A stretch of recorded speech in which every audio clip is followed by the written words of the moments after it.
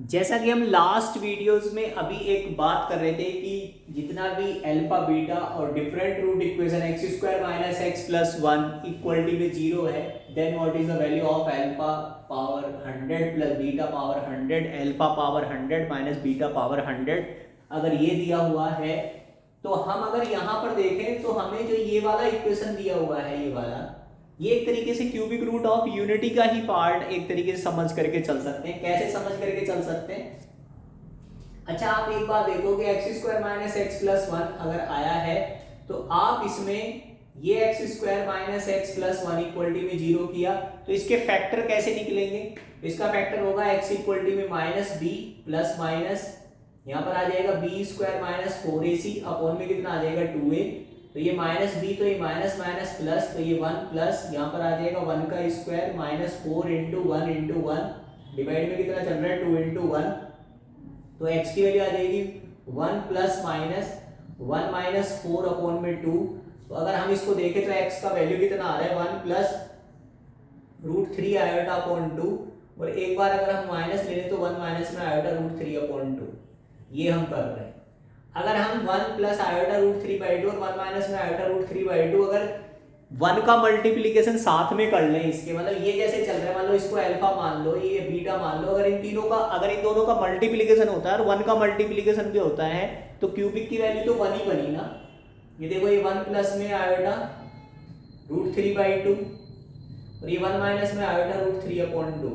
जैसे हम इसको करेंगे तो ये एक तरीके से a प्लस बी बन जा रहा है और ये a माइनस बी बन जा रहा है। तो यहाँ पर क्या आ रहा है ए स्क्वायर माइनस बी स्क्वायर और टू टू जब फोर, तो ये वन का स्क्वायर आ रहा है माइनस आयोटा का स्क्वायर आ रहा है रूट थ्री का स्क्वायर आ रहा है और डिवाइड में कितना आ जा रहा है टू टू जब फोर, तो ये वन प्लस आयोटा स्क्वायर की वैल्यू वन है, रूट थ्री थ्री है बाई फोर, तो वैल्यू कितनी आ रही है इसकी वन,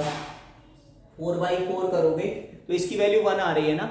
तो जैसे ही अगर हम वन इंटू में अगर मान लो सपोज ये हो गया ओमेगा और ये क्या बन गया ओमेगा स्क्वायर, तो omega into omega square into one की वैल्यू ओमेगा क्यूब की वैल्यू क्या बन करके आ रही है वन आ रही है, तो ओमेगा क्यूब की तरह काम करना शुरू करेगा।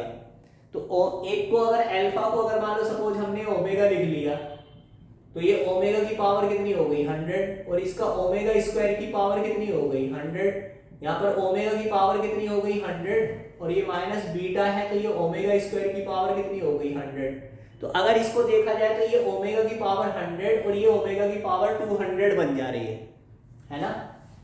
तो अगर इसका सॉल्यूशन अगर आपको देखना है तो सीधा सी बात है, ये पहले वाले की तरह काम करना शुरू कर दिया इसने। यहाँ पर अगर आप देखो तो ये ओमेगा की पावर अगर 100 कॉमन हुआ तो ये वन प्लस में कितना बचेगा 200 था, तो ये ओमेगा की पावर 100 ही तो बचा। फिर यहाँ पर कितना है, यहाँ ओमेगा की पावर अगर 100 हमने कॉमन लिया तो ये वन माइनस में ओमेगा की पावर 100 ही तो बचेगा, तो ये कट जाएगा। और ये 100 को अगर आप 3 से डिवाइड करो इसको तो ये बन क्या रहा है वन प्लस ओमेगा क्यूब की होल पावर 33 इंटू में ओमेगा, क्योंकि ये 33 इंटू में 3 की तरह 99 और 100 हुआ, इसकी वैल्यू 1 है। 1 माइनस में ओमेगा की पावर कितना हुआ 3 की पावर 300 33 इंटू में ओमेगा हुआ, तो ये वाली वैल्यू जो बनी ये एक तरीके से 1 प्लस ओमेगा बन गई और ये 1 माइनस में ओमेगा बन गई। यहाँ पर इसका मोड़ दिया हुआ है। अब यहाँ पर अगर इसको सॉल्यूशन करोगे तो 1 प्लस में यहाँ पर कितना आया, ये 1 प्लस आयोटा रूट थ्री है ना, ये अपॉन में 2, और इसी तरीके से इसका कितना आया 1 minus 1 plus iota root three, ये माइनस हो जाएगा, ये माइनस था तो ये minus iota root three upon 2 हो जाएगा। इस तरीके से इसको लिख लेंगे, इसका रूट निकाल लो, 2 1 जा 2